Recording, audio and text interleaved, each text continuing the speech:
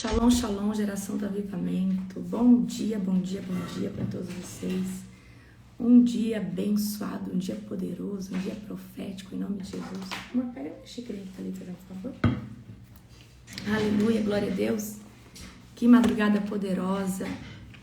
Já estamos a todo vapor para a honra e glória do nosso Deus Todo-Poderoso. Aleluia. Hoje é Êxodo capítulo de número 10. Já vai abrindo aí juntamente comigo. Amém? Você está feliz com o Senhor Jesus? Animado? Com muitas expectativas? Aleluia. Shalom, profetisa Paula. Shalom, Anne, querida. Profeta Gustavo. Shalom, shalom. Elzinha linda. Aleluia. Glória a Deus. Bendito o nome do Senhor. Amém? Toda a honra e toda a glória ao Senhor Jesus. Vocês estão animados? Vocês estão animados? Glória a Deus. Bendito é o nome do Senhor. Toda a honra e toda a glória ao Senhor Jesus. Aleluia. Estou muito animada por tudo aquilo que Deus vai estar fazendo nesses próximos dias. Aleluia. Glória a Deus. Aleluia, nosso café. Gente, meu café parece que é fraco, né? Mas é o estilo do café. O café é uma delícia. Esse café aqui é muito bom. E não é aquele amargo, ele não traz queimação, né, amor? O outro dá mais queimação. Esse aqui pode até dar se você tomar muito, mas pensa num cafezinho gostoso. E sem açúcar. Amém? Aleluia. Aleluia, glória a Deus. Êxodo capítulo de número 10, tá? Hoje eu quero falar com vocês, além da mensagem profética deste texto, sobre, o trono que atua sobre esse novo mês do calendário que vai entrar agora. Então agora nós sabemos que vai entrar um novo mês, certo? A gente vai entrar dia 17 ao pôr do sol no mês de Sivan. Então hoje, especialmente, eu já tô trazendo para você qual que é, tá? A atuação, o que acontece, certo? Então, esse mês profético de Sivan vai do dia 17 ao pôr do sol até o dia 15 ao pôr do sol, mês de Sivan. No mês de Sivan são 30 dias no mês de Sivan, que sobrepõe ali meados do mês de maio, mais ou menos isso daí, amém? Glória a Deus. Então, gente, não é à toa que essa questão aí que Satanás fez da influência dos signos vai dar metade de um mês para o outro. Não é à toa, não é, vamos dizer assim, não é uma causa comum. Isso aí Satanás é estratégico, ele não cria nada, ele copia, Então ele mistura uma verdade dessa identidade que Deus estabeleceu sobre nós com várias mentiras para deturpar o DNA, a identidade de uma pessoa, amém? Vamos orar para nós começarmos? Feche os teus olhos. Querido Deus e Pai Todo-Poderoso, na autoridade do nome de Jesus, Pai, nessa madrugada, eu quero exaltar o Teu santo nome e declarar que o Senhor é bom e a Tua misericórdia dura para sempre. Obrigada, Jesus, por esse dia. Obrigada, Jesus, por tudo aquilo que o Senhor tem nos entregado, tem nos dado. Senhor, nós somos dependentes da Tua presença. Quero chamar o Espírito Santo de Deus para nos trazer discernimento, para nos trazer tudo aquilo que é necessário nesse devocional de hoje. Espírito Santo, que você nos revele aquilo que está por detrás da palavra. Nós chamamos Espírito Santo, obrigada por todas as coisas que têm acontecido e toda honra, toda glória, todo poder que seja dado ao nosso Deus Todo-Poderoso. Aleluia. Glória a Deus. Amém? Êxodo, capítulo de número 10. A gente, vamos lá, vamos contar as pragas? A gente falou da primeira praga, tá? Que era transformar água em sangue. Depois, segunda praga das rãs. Terceira praga dos piolhos. Quarta praga das moscas. Quinta praga, que foi dos animais. Aí teve a praga das feridas purulentas, sexta. A sétima praga da chuva de granizo, certo? E aí, agora nós estamos na oitava, na oitava praga, que é a praga dos gafanhotos, amém? Então, Êxodo 10. O Senhor disse a Moisés, volte ao faraó Volte ao faraó, pois endureci o coração dele e de seus oficiais para que eu demonstre os meus sinais entre eles. Então, quem que endureceu o coração de Faraó? Foi o próprio Deus, por um propósito específico e muito maior, que era de exaltar o nome de Deus. Amém? E também para que você conte aos seus filhos e netos como eu ridicularizei os egípcios e lhes fale dos sinais que realizei no meio deles. Assim vocês saberão que eu sou o Senhor.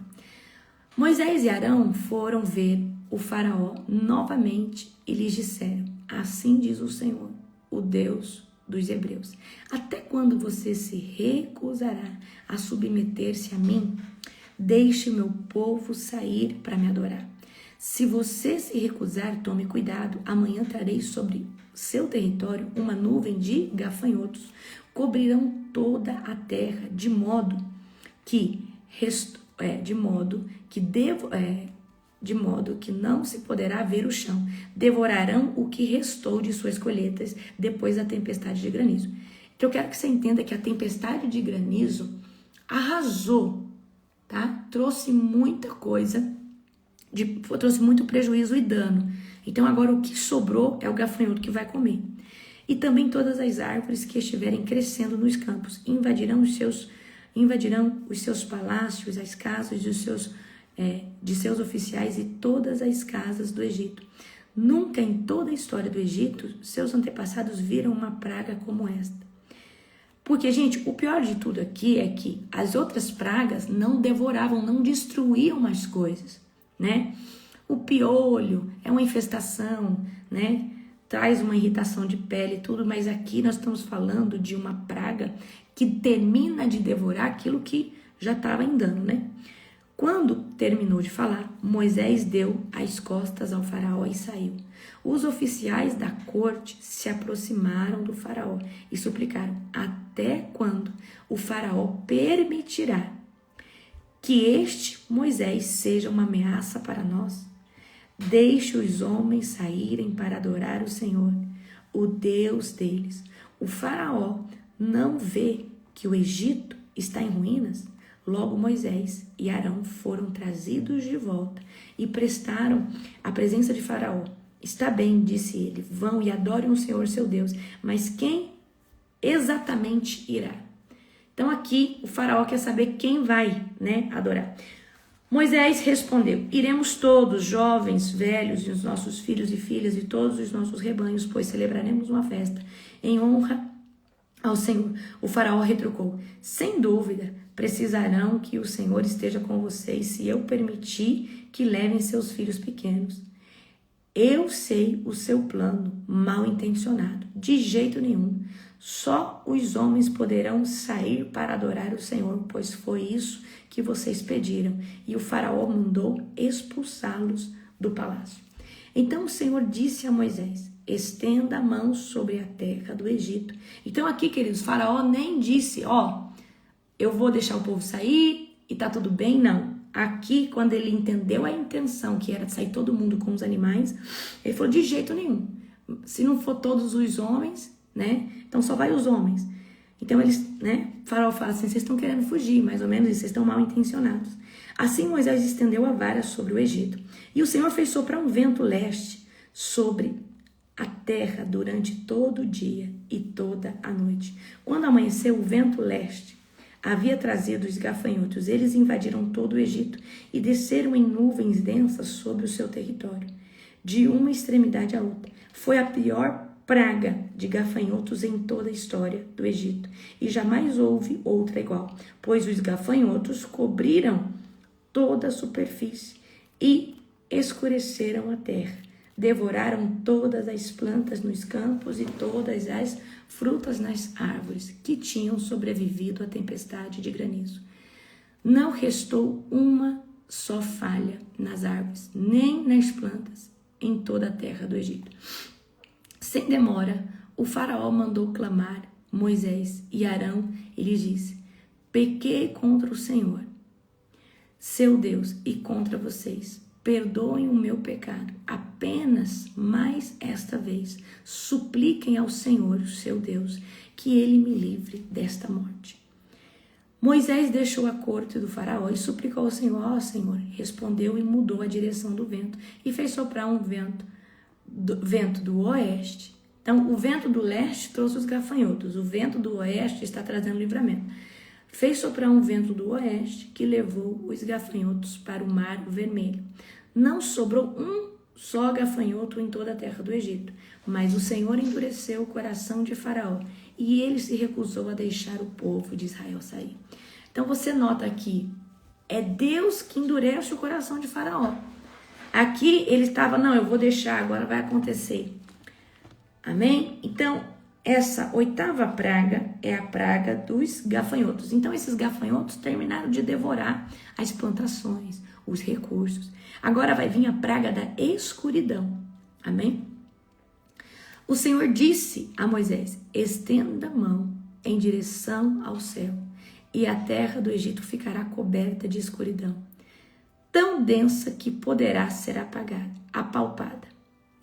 Gente, às vezes você acha que essa escuridão, você não tem noção do que é essa escuridão. Eu quero que você imagina que vem uma escuridão tão densa sobre a terra que a luz não consegue se sobressair, que não há luz para se sobressair. Porque aqui existe uma praga de escuridão. Tá tudo escuro. É algo que foi estabelecido por Deus. Moisés estendeu a mão em direção ao céu e uma escuridão profunda cobriu toda a terra do Egito por 3 dias. Nesse período, as pessoas não conseguiam ver umas às outras e ninguém saía do lugar. Mas onde viviam os israelitas, havia luz como de costume. Por fim, o faraó mandou chamar Moisés. Aí você pergunta, como que é isso? Queridos, são exatamente densas trevas, tá? Eu creio que não tem luz humana que consiga iluminar no meio dessas densas trevas. Amém? Por fim, o faraó mandou chamar Moisés. Vão e adorem o Senhor, disse ele. Podem até levar os seus filhos pequenos, mas deixem os seus rebanhos aqui. De jeito nenhum, respondeu Moisés. Por acaso o faraó nos daria os animais necessários para as ofertas dos holocaustos? Ao Senhor, nosso Deus, todos os nossos animais devem ir conosco. Não podemos deixar nenhum casco para trás. Temos de escolher dentre esses animais para adorar o Senhor, nosso Deus. E só saberemos como adorar o Senhor quando chegarmos lá. Então Moisés está alegando o quê? Nós temos que levar todos os nossos animais, porque nós temos que escolher os melhores animais dentro desses animais, e nós só saberemos como adorar o Senhor quando chegar lá, tá? Mais uma vez, porém, o Senhor lhe endureceu o coração, e o faraó se recusou a deixá-lo sair. Fora daqui, gritou para Moisés. Estou avisando, nunca mais apareça aqui diante de mim. Aqui a gente vê que a paciência do faraó está esgotada. No dia em que vir o meu rosto, você morrerá. Olha o que o faraó está falando, tá? Estou avisando, nunca mais apareça diante de mim. E no dia que vir o meu rosto, você morrerá. Muito bem, respondeu Moisés. Nunca mais verei seu rosto novamente. Eu acredito que Moisés está sendo sarcástico, né? Aí, aqui, tá? Vai acontecer depois aqui no verso 11, no capítulo 11, a morte dos filhos, dos primogênitos de todo animal e de todo o egípcio. E, querido, não tem praga pior, né? Que a ceifa da própria vida humana. Mas Deus vai fazer distinção entre o povo dele e o povo do Egito. E eu quero que você entenda que a Páscoa nasce exatamente aqui. Então, a primeira celebração de Páscoa que nós vamos ver na Bíblia é essa. E quando fala assim, o que representa a Páscoa na Bíblia? O povo saindo da escravidão do Egito e indo em direção à terra prometida, onde Deus tira com uma mão poderosa, debaixo de 10 sinais e maravilhas, né? E no último sinal, o primogênito de todo egípcio, de todo animal, vai morrer, mas aquele que tem o sangue do cordeiro nas laterais, nas umbrais das portas, será salvo, porque o anjo da morte não iria tocar. E isso daqui é uma um reflexo daquilo que Deus faria lá na frente, no Novo Testamento, enviando o seu Filho unigênito para que todo aquele que nele crê não pereça, mas tenha vida eterna, tá? Então, quando alguém perguntar para você o que significa a Páscoa, você vai falar a saída do povo do Egito, né, para uma terra prometida, ok? E significa Deus livrando esse povo do Egito e depois, né, a morte de Cristo, a ressurreição de Cristo também representa a Páscoa, tá bom? Glória a Deus. Então aqui a gente vai ver, vou pegar o primeiro gancho profético aqui, confronto contra a soberba. Então a gente vê que Faraó, ele continuava resistindo, mesmo vendo sinais, maravilhas, vendo a manifestação de Deus. E tem muita gente hoje que vê Deus fazendo, vê os sinais, vê, a pessoa vem e conta, olha o que Deus fez na minha vida, a pessoa continua ali, soberba. E gente, se tem uma coisa que te afasta da presença de Deus, chama-se orgulho, chama-se soberba, chama-se altivez, chama você achar que você é melhor que os outros, você não precisa de correção. Tanto é que o trono que atua sobre esse mês de Sivan é o trono de Atena, tá? Vou falar sobre ele daqui a pouco, amém? Então a gente precisa entender que Deus muitas vezes endurece o coração dessa pessoa propositalmente para que a sua glória se manifeste. E olha o que Deus vai falar: eu vou humilhar os egípcios. Então, muitas vezes Deus vai endurecer o coração de alguém por causa da sua soberba, por causa do seu orgulho, porque Deus vai o quê? Deus precisa muitas vezes humilhar alguém, tá? Para mostrar que essa pessoa depende dele, para mostrar para essa pessoa que ela não pode confiar nas coisas aqui da terra, amém? Então Deus pode derrubar governo, pode derrubar qualquer estrutura natural, né, do ser humano, para mostrar, olha, você depende de mim. Então, queridos, eu quero que vocês aprendam uma coisa como regra de vida: você pode ser substituído a qualquer momento no reino de Deus ou em qualquer esfera. Você não é um ser insubstituível, você é substituível. E nós precisamos andar debaixo dessa convicção. Você não é bom, quem é bom é Deus. Deus te deu uma graça, uma unção para você fazer algo, mas você pode pisar na bola, você pode desviar, você pode colocar tudo a perder, porque você é carnal, você é humano. Então, quem é bom? Deus que é bom. E Deus que me deu essa graça para poder fazer o que eu faço. Mas eu preciso dele, da unção dele, porque é ele através de mim, não tem nada a ver comigo. Amém? Por que Deus fala, eu escolho as coisas, né, improváveis, aquelas que não são, para confundir aquelas que acham que são. Amém? Então, eu tenho para mim, eu sempre repito para mim, que eu posso ser substituída a qualquer momento, se eu não andar alinhada com Deus. E nós precisamos andar debaixo dessa convicção. E eu quero dar uma chave para você. Uma chave poderosa para você se manter reto, íntegro na presença do Senhor. Deus, tem algo em mim que precisa ser transformado. Tem alguma soberba, tem algo, alguma vaidade, tem algo que é alguma iniquidade. Talvez, Senhor, eu estou repetindo, eu não estou vendo. Fala, então, queridos, a gente precisa, nunca pense assim, ai, eu sou demais, meu Deus, eu sou uma pessoa incrível. Você pode se amar sim, mas sempre pense, tem algo que Deus precisa tratar ainda, e talvez eu nem saiba, porque bom somente Deus. Amém? E eu quero que você entre nesse lugar de depender de Deus. Deus, eu preciso que o Senhor me trate. Eu preciso que o Senhor fale comigo. Eu preciso que o Senhor me mostre aonde eu erro. O que eu preciso mudar. Às vezes, para mim, Senhor, no meu conceito, eu estou maravilhoso, eu estou arrasando. Mas talvez tenha algo em mim que o Senhor não se agrada.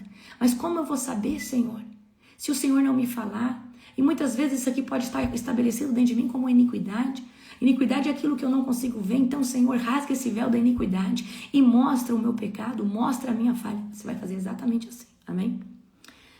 E aqui Deus está decretando o quê? Um juízo contra o sistema do Egito, né? Então tá vindo uma praga de gafanhoto, né? Então tudo, se já estava ruim, o granizo já tinha machucado a colheita, já tinha matado muitos animais. Agora imagina, vem os gafanhotos. Então, quando Deus ele entra com um juízo na terra, tá?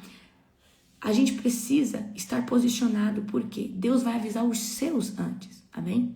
E queridos, o que Deus tem falado para mim, eu até orei nessa madrugada, né? Deus tem falado para mim o seguinte: nesses próximos tempos, coisas terríveis vão vir sobre a terra. A partir de 2027, então, esse ano é um ano de alinhamento. Então, esse ano é um ano de você se alinhar, se colocar de pé na presença do Senhor, firmar raízes. Você que está brincando na presença de Deus, para de brincar, se alinha, sai do pecado, coloca a sua casa em ordem. Por quê? Aqueles que não estão com raízes em Deus, às vezes estão fingindo estar na presença de Deus, passando uma aparência de religioso, de santo. Se não realmente viver isso, não vai conseguir se sustentar nesse lugar. Não vai conseguir permanecer nesse local. Tá? Então, tá chegando uma era em que somente quem vai conseguir permanecer. Porque a opressão não vai conseguir, não vai deixar que esse povo fique fingindo. Porque as pessoas podem fingir por um tempo. Queridos, é fácil você ver isso. Às vezes você vê uma pessoa tão posicionada, daqui a pouco do nada ela cai. Você fala, meu Deus, essa pessoa que eu julgava ser tão espiritual, como assim? Não tinha raiz. Porque quem tem raiz, queridos, não sai da presença de Deus. Não vive, né, pela ditadura desse mundo. Amém? Ok, tá? Então, Faraó, ele queria que o povo fosse para o Egito, perdão, que o povo saísse do Egito, mas tinha que ir só os homens. Depois, vocês podem ir, mas vocês não podem levar os animais. Amém? E aí Moisés rejeita essa proposta. Moisés fala, não é assim. Deus quer que a gente vá todos e leve todos os animais. E aqui, qual é a chave que eu posso pegar aqui? A sua adoração, ela não pode ser parcial. Ela tem que ser totalitária, plena. Não dá para adorar a Deus com meia verdade, com meia santidade. Não dá para adorar a Deus somente com uma parte da sua vida e a outra continuar cheia de pecado ou negligente. A gente precisa adorar o Senhor com tudo que a gente tem e tudo que a gente é. Não dá para adorar Deus só pela metade, só de um jeito. Não dá para adorar Deus do jeito que Faraó quer. E Faraó é Satanás, e tem muita gente hoje dentro da igreja que está debaixo da ditadura de Faraó, que é o diabo, e tá indo lá, levanta as mãos, adora, mas chega em casa, fornica, faz as coisas erradas. E isso é adorar Deus parcialmente. Porque, queridos, Deus é santo e Ele nos escolheu para ser santo. Então, quando a gente está buscando a presença do Senhor, essa presença tem que nos incomodar tanto, ao ponto de nós falarmos assim, chega, eu não vou pecar mais, eu estou incomodado. Porque se você não for incomodado pelo Espírito Santo, de fato, você não está buscando o Espírito Santo. Porque uma vez que você começa a buscar o Espírito Santo, começa a buscar a presença dEle, amém? Você começa a ficar constrangido, meu Deus, isso aqui está errado, amém? O inimigo sempre vai tentar negociar áreas da sua vida que deveriam estar totalmente rendidas ao Senhor. Aí o que adianta? Você está lá adorando, mas você ainda é ganancioso, você tem amor ao dinheiro. O que adianta? Você às vezes já, né, tem essa área das finanças entregue a Deus, mas você é uma pessoa que é amarrada emocionalmente a outras pessoas, não consegue falar não, né? Ou seja, você é muito manipulável emocionalmente porque você não deixou Deus tratar suas feridas. Então o que eu estou querendo dizer para você? Não dá para adorar Deus só com uma parte. A gente precisa se entregar para Deus no todo, porque se tiver uma parte sua que ainda está negligente, o diabo ele vai entrar nessa parte, porque essa parte é uma área vulnerável. É uma brecha que o diabo tem para poder te roubar da presença de Deus. Então, queridos, até que você não vê a plenitude de Deus transformar cada área, você tem que continuar. Deus, ministra essa área, me cura, me tira desse lugar, me tira dessa mentalidade, desse mundo. Senhor Deus, me tira essa paixão que está em mim, né, sobre esse mundo, amém? Então, Moisés fala, não, se não for para adorar do jeito que Deus pediu, eu nem vou. E queridos, Deus quer um povo que adora de verdade. Não adianta, gente, para de querer ir para a igreja para mostrar para o pastor ou para alguém que você está indo lá. A igreja somos nós e nós temos que dar um culto para o Senhor todo dia, amém? Aí você chega lá, você faz uma performance, né? Não tô falando, eu creio que não é nenhum de vocês, pode ser quem assiste a live depois. Tem gente que vai lá, faz aquela performance e ora, mas em casa não abre a Bíblia, não ora. Então, isso é aparência. Deus quer uma pessoa que está todo o tempo buscando Ele em espírito e em verdade. Deus quer que a oração continue depois do culto, entre quatro paredes, antes, durante e depois, amém? Então, eu vou falar uma coisa para você. Se posicione genuinamente e adore ao Senhor. Queridos, a gente vai na igreja para escutar a palavra, para receber, e não para ver a roupa do outro, comparar, fazer. Você quer ter comunhão? Vai, associa num clube e vai fazer amizade lá num clube. Queridos, a igreja é um lugar para a gente buscar e adorar o Senhor. A partir do momento que você vai na igreja para buscar ter amizade, daqui a pouco você faz uma panelinha, daqui a pouco você divide a igreja, daqui a pouco você fica rebelde, daqui a pouco... Se você é ferido, e aí você entra nesses negócios de ficar macumunado com gente, daqui a pouco você está falando mal do pastor, daqui a pouco você levanta uma rebelião. É desse jeito. Então, gente, a gente tem que ir na igreja falar assim, Jesus me cura, me transforma. Eu vou falar uma verdade aqui, você só pode começar a ter comunhão com pessoa o dia que você for curado emocionalmente, porque se você não for curado emocionalmente, você vai dar trabalho, você vai dividir lugares, você vai fazer panelinha, você vai ser uma pessoa doída, tudo você vai achar que é sobre você, contra você, em favor de você. O mundo não gira em volta de você, não gira em volta de mim. Tá todo mundo preocupado com a sua própria vida, com a sua própria espiritualidade, com a sua próprio casamento, com as suas próprias conquistas. Ninguém tá nem aí pra você. Se você não começar a se importar você mesmo com a sua própria vida, a sua transformação, ninguém se importa. Eu falo isso, querido, porque em primeira instância a pessoa que tá buscando a Deus, ela tá preocupada com ela mesma. Sim, hoje que eu sou uma pessoa transformada, eu estou aqui transbordando a sua vida, tá? Eu me importo com você, mas eu estou falando no âmbito do dia a dia. Cada um está lutando as suas próprias batalhas. Então tem gente que é ferida, ele acha assim, ai que o fulano tá com inveja de mim, ai que você viu que o fulano passou e nem me cumprimentou. Queridos, para com isso, sai desse lugar, esse discurso é chato, é mesquinho, é pequenininho, tá? A verdade é uma, todo mundo quer crescer, todo mundo quer prosperar, todo mundo quer ter a presença do Senhor, quer viver coisas com o Senhor. Aí você entra ferido numa igreja, aí fica com a síndrome da perseguição, acha que tudo é contra você. Sai desse lugar hoje, em nome de Jesus, amém? Nós devemos fazer a obra do Senhor, mas primeiro você tem que ser liberto, transformado. Porque se você é uma pessoa toda machucada, você começa a ministrar as pessoas, você vai começar a ser ferido por pessoas. Porque as pessoas são ingratas. Então eu vou só te dar uma dica.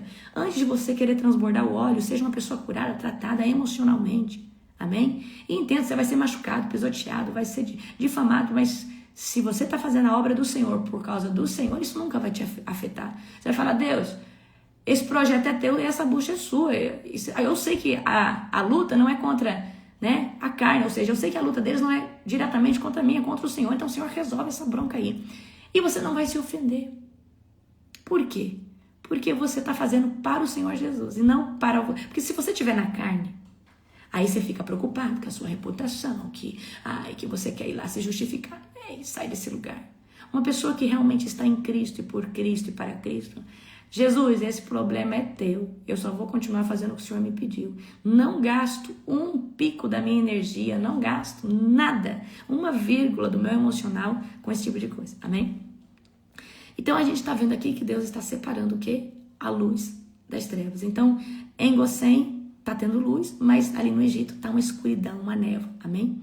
E queridos, de tempos em tempos, Deus traz juízo sobre a terra. Deus estabelece tempos difíceis e a terra passa por tempos de conflito, né? Quando a gente passou pela PAN, né, em 2000, a gente viveu um caos, toda a terra, né? Debaixo desse caos e muitas pessoas perdendo as suas vidas. E nós devemos estar alinhados com o Senhor, porque no dia mau, o que mais importa não é se você tem recurso, se você tem... Não, porque você pode pegar a enfermidade, às vezes da forma mais... da forma mais boba, mais comum possível. Mas nesse dia o que importa é se você está alinhado com o Senhor. Então, eu vou falar uma coisa para você. Eu creio que tem pessoas que pregam muito aí sobre coisas relacionadas à conspiração. Eu creio sim, eu sei de muita coisa da grande elite. Eu creio que, né, tem sim conspiração, tem muita coisa sobrenatural acontecendo, mas eu creio que a pregação principal ela não pode sair de ser cristocêntrica. Ou seja, o que é o meu papel e o seu? Falar que Cristo morreu e Ele veio para nos salvar, tá? Ele veio para nos salvar, mas para isso a gente precisa, né, reconhecer os pecados, se arrepender, tomar nossa cruz, começar todo dia a renunciar, sacrificar, buscar o Senhor para permanecer na presença. Então, a mensagem principal do Evangelho é essa, amém? E é isso que vai nos fazer estar íntegros na presença do Senhor. Eu sei que às vezes você quer muito buscar conhecimento, tudo, mas antes de você... Então, seja liberto primeiro. Busque a sua libertação, busque conhecimento para você ser curado dessa ferida de rejeição, de abandono, sei lá o quê. Porque somente uma pessoa curada consegue manifestar cura sobre outras. Amém? Somente uma pessoa curada emocionalmente consegue viver o sobrenatural de Deus. Como que você, todo doente, na alma, consegue cuidar de outras pessoas ou ter relacionamento? Aí você começa a ter ali uma comunhão com os irmãos, daqui a pouco você acha que alguém está estranho com você, não cumprimentou você, aí você já levanta uma guerra. Gente assim é tão difícil, é tão complicado. Ó, eu não dou moleza para esse povo, não. Amém? E já falo, se for para dar trabalho aqui no nosso ministério, na minha liderança, que saia, vai para outro ministério, pelo amor de Deus. Queridos, eu não estou atrás de membro, de líder, mas se for para ficar conosco, eu quero que você entenda, nós estamos buscando, orando, jejuando. Tá? Eu sei que não é todo mundo que vem pronto, mas se você se sente ainda, vai buscar cura e discernimento nessa área, amém? Porque senão você dá trabalho demais. E a Global tem avançado tanto, a gente ora todo dia por libertação, por cura. Então só não aproveita e não pega quem não quer, amém? Então aproveita tudo isso. A gente é curado orando, jejuando, confessando para o Senhor nossos pecados, as nossas dificuldades, amém? Então o faraó, ele chegou, a reconhecer seu pecado, mas não houve uma transformação genuína. Então tem muita gente que vai no encontro com Deus, vai para um culto avivado, reconhece ali, nossa, eu preciso mudar, mas, gente, transformação é posicionamento. Não vem alguém e liga uma chave em você e fala, isso que agora você não peca mais. Não, é força de vontade, é humano. Eu quero que você pare de espiritualizar tudo, entende? Você estava ali na igreja, reconheceu que erra, que fornica, que fuma, que bebe, que fala mal dos outros, que faz sei lá o quê. Pediu perdão para Jesus, mas agora vem a outra parte, que é o posicionamento.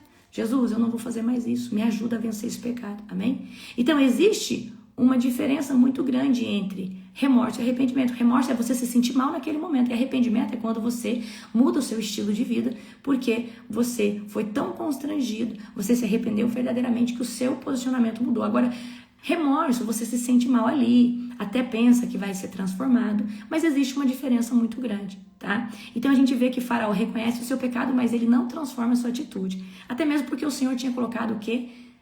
Endurecido o coração dele, tá? Que isso é um caso excepcional, é um caso especial, amém? Então, existe uma diferença entre sentir medo pelas consequências que Deus pode trazer. Então, às vezes, você vai num culto, por exemplo, você leva alguém no culto e essa pessoa lá foi pregado sobre o Apocalipse, que Jesus está voltando, e lá a pessoa sentiu remorso, sentiu medo das consequências de Jesus voltar e ela ficar, mas ela não tem um arrependimento verdadeiro. Eu lembro uma vez, que eu estava na época da faculdade, eu já contei, a minha colega, minha amiga, que morava, minha vizinha, ela endemoniou e foi uma manifestação muito de legião, O demônio falou que eu não tinha autoridade, foi bem na época da faculdade, eu não era posicionada.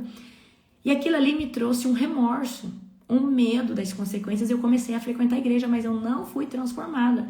Eu não queria viver a transformação. Porque eu era orgulhosa, eu achava que eu estava ótima. E o orgulho queridos, o orgulho é uma cegueira tão grande que faz você achar que você é maravilhoso, é maravilhosa. Amém? E a gente sai desse lugar, fala, Deus, eu não sou maravilhoso, eu não sou maravilhosa. Senhor, mostra a minha iniquidade. Porque, queridos, iniquidade a gente não vê. Então, aprenda essa oração comigo. Senhor, através do sangue de Jesus, mostra para mim a iniquidade do meu coração. E revela para que eu possa me arrepender e mudar minha atitude.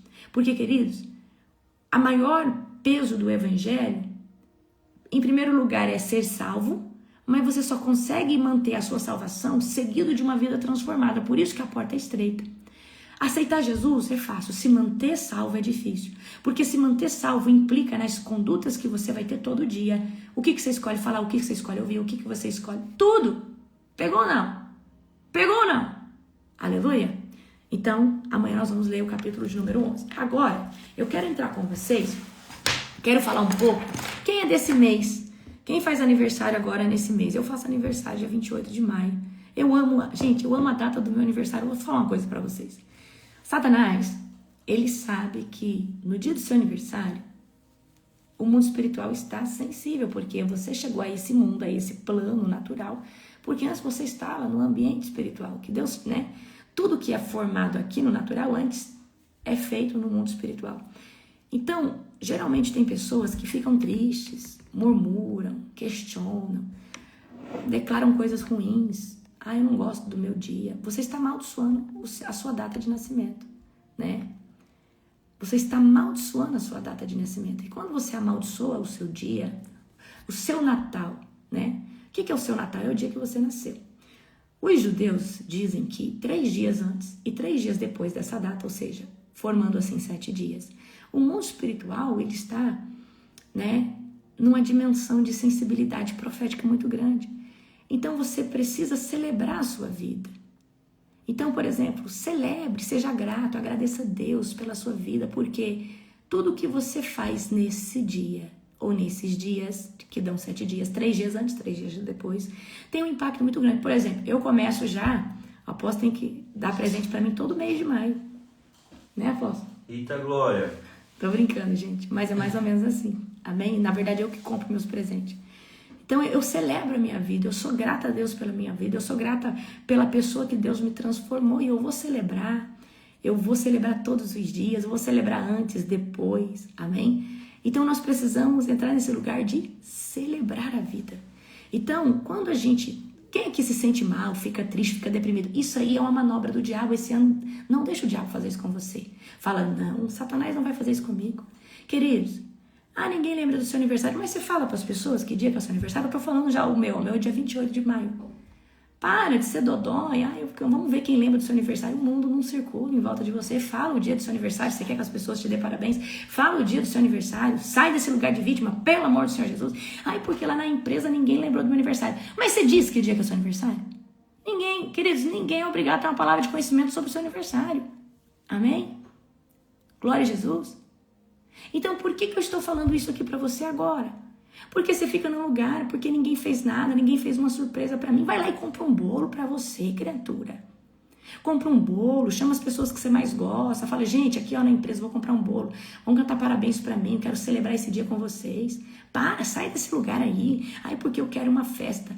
Queridos, quem não faz festa para ninguém não recebe festa. É assim, simples assim. Se a gente faz as coisas para as pessoas fazem as coisas pra gente. Tudo que é semeado, a gente colhe. Aí você nunca comprou um presente de aniversário para alguém. Você quer uma festa surpresa? Pelo amor de Deus.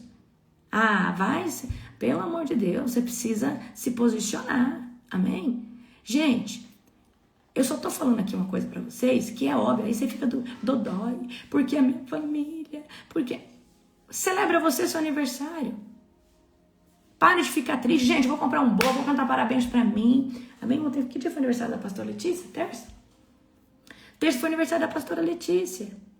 E eu sou uma pessoa, né? As pessoas que estão próximas de mim, eu falei, pastora, eu vou preparar um almoço aqui pra você. Vem aqui na minha casa. Pediu pro apóstolo comprar um bolo, né? Nesse dia, na terça-feira, nós saímos no shopping, fui passear com ela. Ou seja, a mãe dela, o pai dela não estão aqui. E eu e o apóstolo podemos fazer o dia dela especial. Amém? Certo? Então, se você semeia esse tipo de coisa, você recebe esse tipo de coisa. Se você é uma pessoa boa para outras pessoas, ainda que você não tenha feito uma festa, as pessoas vão querer fazer uma festa para você. Porque as pessoas são gratas pela sua existência. Porque através... Gente, eu vou falar uma coisa para você. Eu começo a ficar já... nervosa, porque eu recebo tanta mensagem de aniversário que eu demoro um mês para poder dar um coraçãozinho, que eu não consigo responder. Eu demoro um mês para dar o coraçãozinho em todas as mensagens de aniversário. É tanta declaração genuína e eu entendo que não é porque eu sou isso, não, é porque as pessoas têm gratidão pela minha vida. Então, se você quer viver algo diferente no seu aniversário, se posicione. Amém? Glória a Deus. No mês do meu aniversário, eu comemoro todos os dias, porque eu celebro a vida, eu celebro a minha existência, eu celebro a pessoa que Deus transformou da água para o vinho. Aleluia. Então agora nós estamos entrando, tá? Nesse mês de Sivan. Que dia que vai entrar? Dia 17. Nós vamos entrar nesse mês profético. E a tribo desse mês é Zebulon. Então se você é desse mês, tá? Desses dias, é tribo de Zebulon. E o que significa, né, essa tribo? Qual que é o significado dessa tribo? Vamos trazer um pouquinho das características principais da tribo. Profeticamente, a tribo de Zebulon fala de habitação da presença do Senhor, estabelecimento, honra, expansão. Por que expansão? Porque agora vem o Pentecoste. O Pentecoste acontece dentro desse mês de Sivan, tá? Então, prosperidade ligada ao movimento, um posicionamento. Então, qual é a principal característica dessa tribo de Zebulon, tá? Aí você fala assim, mas Apóstola, é para todos que nasceram nessa data? Queridos, eu quero que você entenda que cada mês é estabelecido um tipo de bênção diferente, profeticamente, no mundo espiritual. Amém? Segundo o calendário profético, bíblico. Então, cada mês representa uma tribo. Então, o que o diabo fez?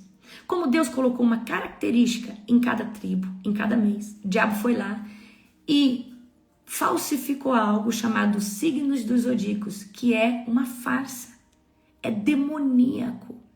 O que o diabo fez? O diabo foi lá, pegou uma característica da tribo de Zebulon e misturou com um monte de mentira e criou lá o signo de Gêmeos, que é uma falsa. É algo falso, é algo para deturpar a identidade de uma pessoa. Mas Deus estabeleceu sim uma identidade profética para as pessoas que nascem nesse mês. Por isso, queridos, que não é à toa que o diabo faz, né, o calendário de um signo do zodíaco de metade de um mês para outro mês. Porque acompanha um calendário profético. Então, sobre o mês de Sivan está a tribo de Zebulon.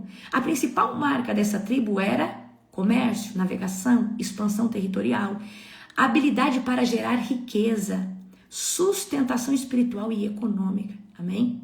Gênesis 49:13. Coloca aí, amor, fazendo favor.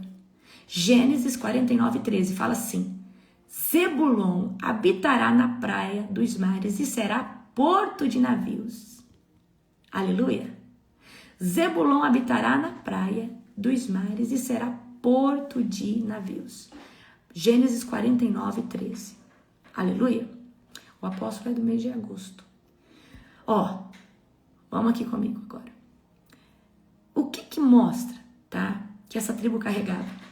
Conexão forte dessa tribo, influência comercial, tá? Essa tribo tinha uma abertura de rotas marítimas muito grande, certo?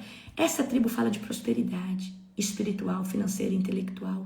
Essa tribo, principalmente quem é dessa tribo, tá? Então você carrega isso no DNA profeticamente pela sua data de nascimento, mas é você que está passando por esse mês, pode tomar todas as bênçãos para você, amém? Qual que é Então, é a característica dessa tribo, certo? Na tradição judaica, fala que existe um entendimento muito forte entre Zebulon e Issacar. Issacar era muito ligado às escrituras, dedicada ao estudo da Torá, ao estudo da palavra de Deus. E Zebulon era ligado muito aos negócios, ao sustento, tá? Então, Zebulon prosperava financeiramente e Issacar intercedia e sustentava Issacar. Então, Zebulon, presta atenção, Zebulon, ele prosperava, ele ia, em busca dos recursos, enquanto, presta atenção, ele sustentava Issacar, que ficava ali buscando a palavra, na intercessão, tá? Por isso Zebulon ficou associado a provisão, empreendedorismo, recursos, expansão econômica, sustento da obra. Então, você que, queria saber um pouquinho mais sobre a tribo de Zebulon, o que a gente vai definir tribo de Zebulon? Provisão, empreendedorismo, recursos, expansão econômica, sustentação da obra, amém? Então, quais são as principais bênçãos que estão sobre essa tribo? Sobre esse mês, agora de Sivan, que começa dia 17 ao pôr do sol e vai até dia 15 de junho ao pôr do sol. Zebulon, ele foi chamado, para viver além das fronteiras, para viver uma expansão territorial, tá? Então, presta atenção. E Zebulon, certo? Tem a bênção da expansão. Zebulon, quem tá debaixo dessa tribo e entendeu quem é em Deus, para você viver essas bênçãos, tem que ter uma identidade ativada. Por isso que eu falo, para que essas coisas de alma e viva a sua identidade. Então, uma das principais características dessa tribo, expansão. Zebulon prospera, expande. Outra bênção de prosperidade. Deuteronômio 33:18, coloca aí, amor. Deuteronômio 33:18. Alegra-te, Zebulon, nas tuas saídas. As saídas de Zebulon representam negócio, viagem, projeto, movimentação, oportunidade, ali naquele contexto daquela época, Essa tribo era uma tribo guerreira, mas era uma tribo também que avançava, carregava a graça para prosperar em movimento. Tudo que Zebulon fazia trazia muito prosperidade. Essa tribo carrega a bênção de acesso a conexões, tá? Essa tribo, aonde chega, tem porta aberta, tem alianças estratégicas dentro daquele contexto judaico, tá? Então a gente está falando o quê? Pessoas que têm facilidade de comunicação. Talvez o diabo disse lá no signo de Zodíaco que Gêmeos é falante e tudo, tá? Não é à toa. Sim, Deus colocou a graça, a habilidade das pessoas que nasceram nesse mês de ter o dom da comunicação, ou ter facilidade para se comunicar. E por causa disso existe uma bênção de acesso às conexões. Só que ter conexões com outras pessoas só se dá quando você pratica, você é comunicativo. Amém? Então, o que o diabo fez? Ele pegou uma verdade e misturou com 7, 8 mentiras em cada área, e aí você se identifica. Aí você vai lá, você nunca leu o signo do Zodíaco, aí você pega o signo e fala, nossa, mas isso aqui é verdade. Aí você começa a acreditar nas mentiras, e começa a aderir àquilo e viver debaixo dessa falsa identidade que o diabo colocou sobre signos zodíacos. Então, queridos, não existe cristão que fala, eu sou crente do signo tal. Isso é mentira. Você, na verdade, não é nem convertido ainda. Porque tem gente que coloca lá no seu perfil, Instagram, cristã, signo de Escorpião. Pelo amor de Deus, isso é diabólico. E exatamente, Joveline, a pessoa fica viciada. Porque a pessoa fica viciada em querer saber seu futuro. Porque nós estamos sempre em busca de ter identidade. Nós queremos saber quem nós somos. Então, essas revistinhas, essas coisas, ficam ditando mentiras para você. Essas coisas ficam ditando mentiras para você. E a pessoa, como tem necessidade de ser transformada, nós temos um instinto de querer saber o nosso DNA original. Amém? Outra bênção, a bênção do sustento. Zebulon tinha capacidade de sustentar os outros. Então, Zebulon é uma bênção. Não é só abençoado. Ele é uma bênção, assim como, né, Abraão disse. Deus disse, "Se tu, Abraão, uma bênção." A pessoa que é uma bênção, ela transborda. Amém? Um dia Deus estava num lugar e Deus falou assim, todas essas pessoas que estão aqui com você estão desfrutando da provisão que o seu sim trouxe. O seu posicionamento trouxe esse desfrute para todas essas pessoas. O seu sim, o seu posicionamento comigo. Então, muitas vezes, o nosso posicionamento em Deus faz com que pessoas sejam abençoadas, porque você já não é mais só abençoado, agora você é uma bênção. Então, Zebulon carrega isso. Ele transborda as bênçãos. Então, ele sustenta, né? Então, profeticamente, eu quero profetizar algo sobre a sua vida. Quero profetizar que você terá tanto em todas as áreas. E Deus, queridos, põe a coisa, prosperidade não é só financeira. A prosperidade mais importante é espiritual. Depois a prosperidade intelectual. Depois a prosperidade emocional, prosperidade, né, em vários âmbitos, para a gente poder entender. Gente, só prosperidade financeira é muito pobre. Nós precisamos ter a prosperidade espiritual, intelectual, certo?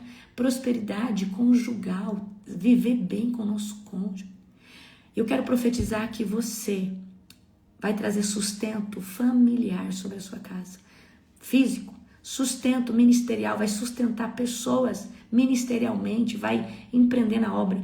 Declaro que você vai manifestar provisão sobrenatural sobre aqueles que estão com você, aqueles, né, que às vezes estão longe. Quero profetizar no seu ventre capacidade de gerar recurso. Amém? Em nome de Jesus.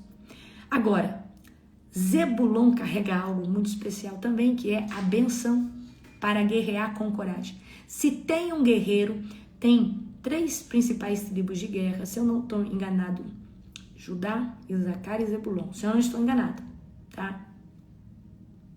Ou é Gade, mas eu sei que Zebulon é. 1 Crônicas 12:33. Abram comigo. 1 de Crônicas 12:33. De Zebulon, os que podiam sair no exército, homens valorosos. Zebulon também é uma tribo de guerra. Então, você que é desse mês, tá? Você tem no seu DNA profético esse instinto para guerrear. Amém? Então, Zebulon carrega uma força sobrenatural para a guerra, para resistir tempos difíceis, para avançar, tá? Então, 1 Crônicas, aí, 12:33, tá? Então, outra bênção de ser um porta-voz, de ser sal da terra, de ser luz do mundo para as pessoas. Então, na região de Zebulon foi uma das áreas aonde Jesus ministrou, tá? O território de Zebulon foi uma das áreas aonde Jesus ministrou. Mateus 4:15 diz assim: o povo que estava em trevas viu a luz. E isso a gente conecta com Zebulon porque Zebulon representa avivamento, manifestação do sal da terra, a luz do mundo. Queridos, o que é o sal da terra, a luz do mundo? É o povo, é o justo, é aqueles que estão cheios do Espírito Santo. A Bíblia não diz que não se pode colocar uma lamparina acesa debaixo da cama, ou não pode esconder uma cidade fortificada. Por quê? Porque ela emana luz. Uma lamparina não se pode colocar debaixo, tá? Uma lamparina acesa não se pode colocar debaixo da cama. Amém? Glória a Jesus. Aleluia. Pegou ou não? Então, Zebulon, a tribo de Zebulon, traz profeticamente essa unção de quê? Essa unção de expansão, crescimento. Glória a Jesus. Aleluia. Então, vamos aqui comigo, tá? Então, vocês entenderam o que essa tribo carrega e quais são as bênçãos, tá? Que estão sobrepostos ao mês de Sivan. Agora, eu quero falar, lembra que a gente falou que existe um trono que influencia? O trono maligno, queridos, é o que está escondido de trás desse trono chamado Gêmeos, do trono chamado Touro, do trono chamado Áries. Áries é um nome, mas existe um trono maligno demoníaco. Por quê? O diabo, ele vai trazer uma influência sobre aquele mês, vai querer que as pessoas venham adorar essas mentiras para poder manipular sua identidade, mas sim, existe um trono demoníaco e nós precisamos ter o antídoto contra a atuação desse trono. Então a gente viu, né, no começo do ano, gente, esse mês é trono de Leviatã. Satanás vai tentar, né, manipular. Então, geralmente quando a gente chega ali no mês de fevereiro, tá? Eu falo para você pela parte da libertação, porque eu lido com muitas pessoas. Então, o que acontece quando nós estamos, né, passando por alguns meses, algumas guerras em áreas específicas? Eu vou só te dar o exemplo. Quando nós estamos ali no mês de fevereiro, começa a influência desse trono. Então, pessoal, geralmente é depressivo, muito suicídio, né? Então, aí vem aquela época também do carnaval que contribui para fomentar a atuação.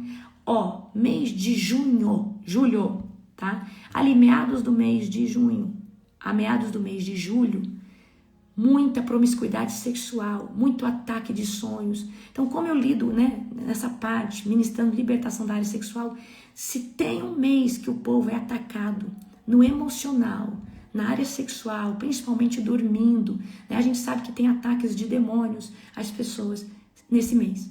Agora, não é à toa que o Halloween, que é a maior festa de bruxos, feiticeiros e todos os magos, eles se juntam, é uma festa global e mundial. Por que acontece dia 31 de outubro? Porque dentro do calendário, a atuação é o trono de Hades, é o trono do inferno, é um dos piores tronos que existe. Então, de atmosfera pesada, é um dos piores que existe, tá? Então, por quê? Porque esse trono vai fomentar muito sacrifício, tá? E tudo isso, certo? Então, acontece quando? Ali, naquele mês, meados do mês de outubro a meados do mês de novembro. Por que nós devemos entender sobre essas coisas? Porque a nossa guerra vai aumentar em alguns meses em algumas áreas. E nós precisamos, né, nos santificar. Então, por exemplo, você que tem problema ou está em fase de restauração na área sexual, quando chega ali o mês de meados de junho a meados de julho, o que você deve se posicionar com mais santidade? Porque o mundo espiritual, o ataque está realmente contra a área emocional, nesse viés sentimental, né? Espírito de encantamento. O que é o espírito de encantamento? O espírito de encantamento é quando Satanás faz uma pessoa ficar encantada pela outra. Ela pode ser casada, aí de repente surge uma paixão platônica.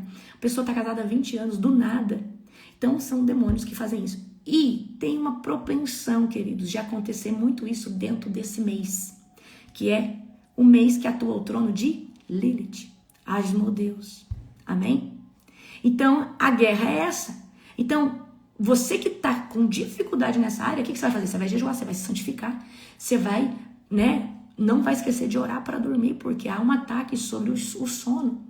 Então, como que os demônios atuam dentro desse mês? Geralmente, ali a pessoa vai dormir, ela já tem uma fraqueza na área sexual, ou ela tá em processo, aí ela começa a ter sonhos, né? Às vezes a pessoa é casada, sonha tendo relação sexual com outro homem.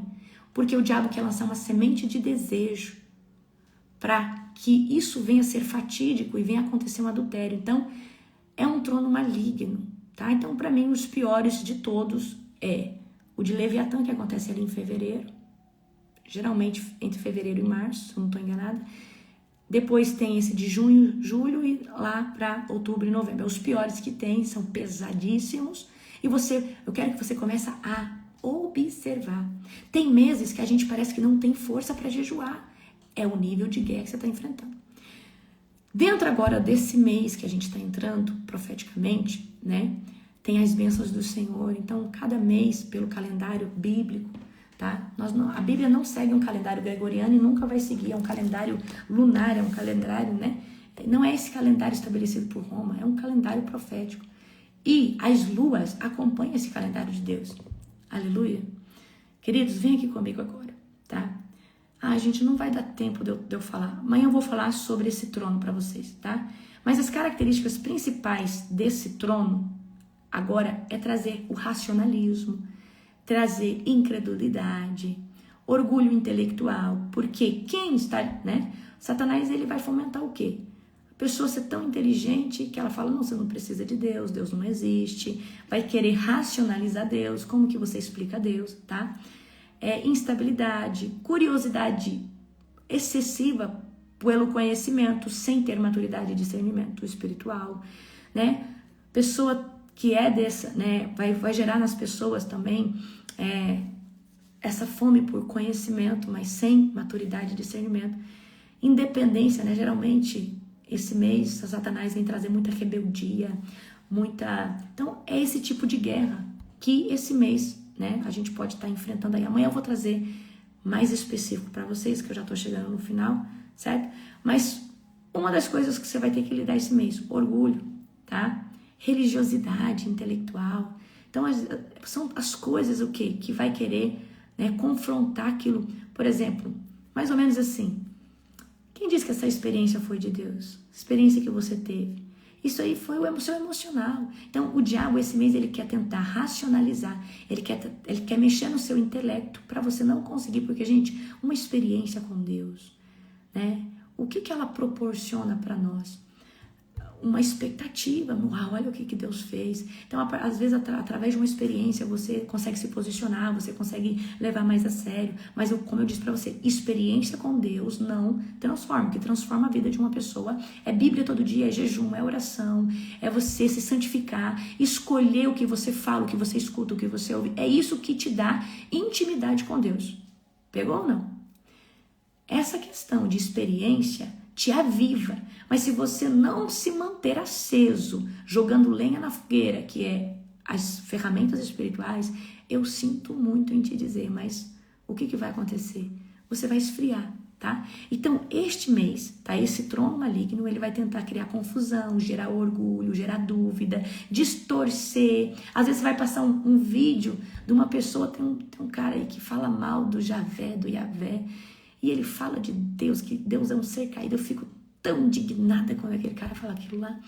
Então, geralmente, pessoas que não têm tanto conhecimento e não têm uma vida de santidade para serem convencidas pelo Espírito Santo, abraçam essas pautas porque não carregam santidade, não estão vivendo na intimidade com o Espírito Santo. Amém?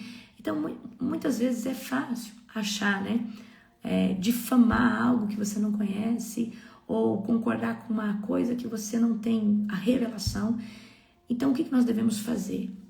Ter uma vida de santidade. Então, o que vai te aproximar de Deus, queridos, é a oração, é o jejum, é a Bíblia, e é o que você escolhe. A santidade não é você ser um ser perfeito, imaculado, não. A santidade são as suas escolhas que te aproximam de Deus. Eu posso agora escolher escutar qualquer coisa, mas eu escolho escutar uma pregação, eu escolho escutar um louvor, então eu estou me santificando. Eu posso escolher fazer qualquer coisa comum e natural, mas eu escolho ir fazer o meu devocional todos os dias. É isso que muda, tá? É isso que nos faz andar em santidade. Mesmo pecando, porque o pecado é aquilo que você faz sem querer. E quando a gente peca, o Espírito Santo nos incomoda. A gente sente, né, ali confrontado, Senhor, me perdoa, eu não vou fazer mais isso. E não existe transformação se você não tiver um posicionamento mediante aquele pecado. Pediu perdão? Muda de atitude. Se não, é apenas um mero remorso que você se sente mal por aquele momento, mas se você continua fazendo, isso não é avivamento. Porque o avivamento, querido, não é cair no chão, não é tremer, não é pular, não é nada disso. Isso aí é o poder de Deus. O avivamento, ele tem que ser seguido de uma transformação genuína. Porque se não tiver transformação, não é avivamento, tá? O poder de Deus qualquer pessoa pode sentir, mas a transformação somente aqueles que estão realmente sendo avivados por Cristo e pelo Espírito Santo. Aleluia! Espero vocês na próxima madrugada. Amém? Continue aí na nossa oração ininterrupta. Que Jesus te abençoe poderosamente.